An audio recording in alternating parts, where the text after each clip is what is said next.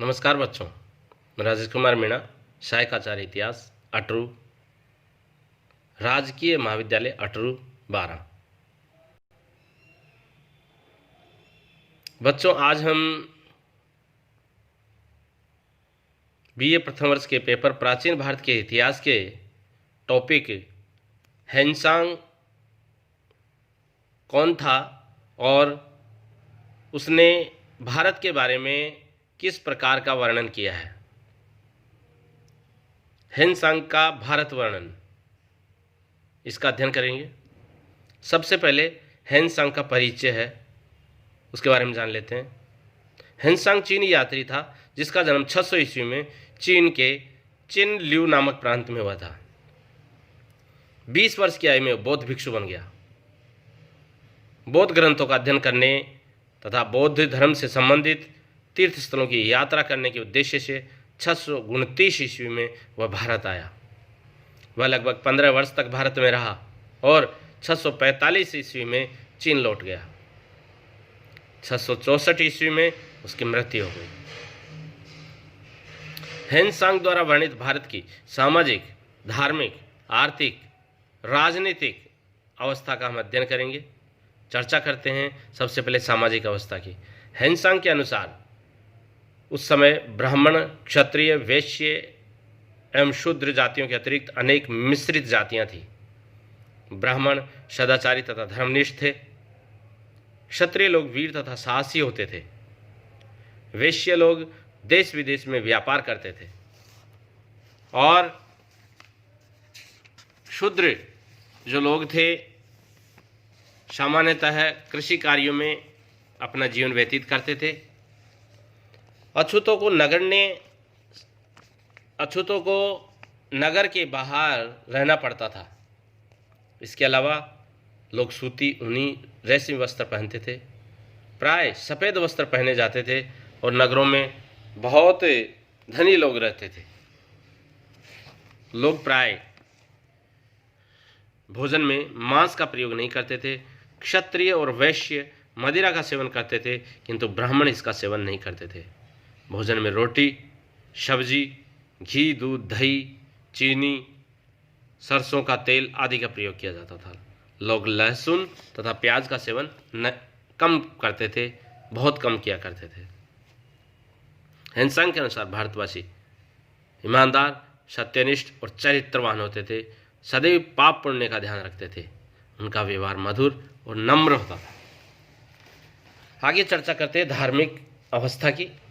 ह्वेनसांग के अनुसार देश में ब्राह्मण धर्म का व्यापक प्रचार था। हिंदू धर्म अनेक संप्रदायों में विभक्त था। हिंदू धर्म में शैव धर्म का सर्वाधिक प्रभाव था। वाराणसी में शिव की 100 फुट ऊंची मूर्ति थी। यह शैव धर्म का केंद्र था। विष्णु तथा शक्ति की पूजा भी प्रचलित थी। हर्ष के समय में प्रयाग तथा वाराणसी ब्राह्मण धर्म के प्रमुख केंद्र थे। यज्ञ, हवन आदि के अनुष्ठान भी प्रचलित थे।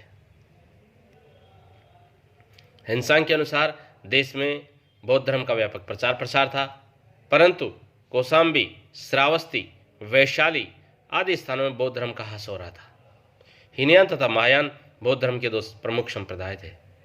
महायान संप्रदाय का विशेष प्रचार था। ह्वेनसांग ने बौद्ध धर्म की 18 शाखाओं का उल्लेख किया है। इनके अलग अलग नियम थे। ह्वेनसांग के अनुसार देश में अनेक बौद्ध मठ और विहार बने हुए थे। लगभग 5000 बौद्ध विहार देखे जा सकते हैं, ऐसा उसने उल्लेख किया। ह्वेनसांग के अनुसार वैशाली, पुंड्रवर्धन तथा समतट को छोड़कर देश के अन्य भागों में जैन धर्म का अभाव हो चला था। इन स्थानों पर दिगंबर संप्रदाय की बहुलता थी और जैन धर्म में 2 संप्रदाय प्रमुख थे, श्वेतांबर और दिगंबर। आगे चर्चा करते हैं राजनीतिक स्थिति की। ह्वेनसांग के अनुसार हर्षवर्धन बहुत परिश्रमी व्यक्ति था। वह सारे दिन जनहितकारी कार्यों में लगा रहता था और उसने दिन को 3 भागों में बांट रखा था। दिन का एक शासन की देखभाल में व्यतीत करता था और दिन का 2/3 भाग धार्मिक कार्यों में व्यतीत करता था। हर्ष का साम्राज्य का दौरा हमेशा होता रहता था और लोगों के कष्ट का निवारण वो स्वयं करता था। शासन उसका बड़ा उदार था। ह्वेनसांग के समय राज्य की आय का प्रमुख साधन भूमि कर था, जो प्राय उपज का 1/6 भाग लिया जाता था। राज्य की आय के 4 भाग थे: धार्मिक तथा सार्वजनिक कार्यों पर, नंबर 2 अधिकारियों और कर्मचारियों पर, नंबर 3 विद्वानों को पुरस्कार अनुदान देने पर, और नंबर 4 दान पुण्य आदि पर। हिंसा के अनुसार अपराधियों को कड़े दंड दिए जाते थे।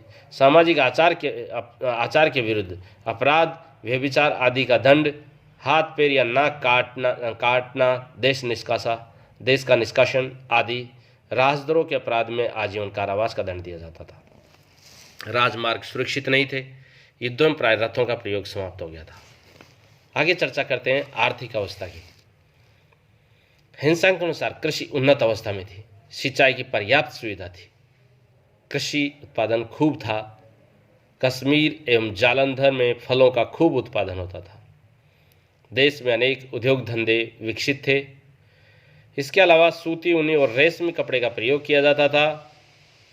कन्नौज नगर धन संपन्न नगर था और अनेक तालाब थे इसमें, उद्यान थे इसमें।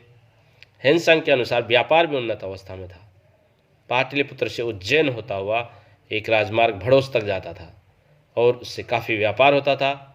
कपीसा में भारत के विभिन्न भागों से व्यापारिक वस्तुएं तथा मध्य एशिया तक भारत का विदेशी व्यापार फैला हुआ था।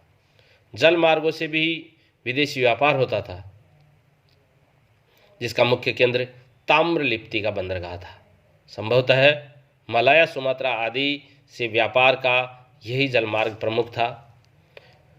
हिंसा के अनुसार लोगों का रहन सहन का स्तर बहुत ऊंचा था। धन्यवाद।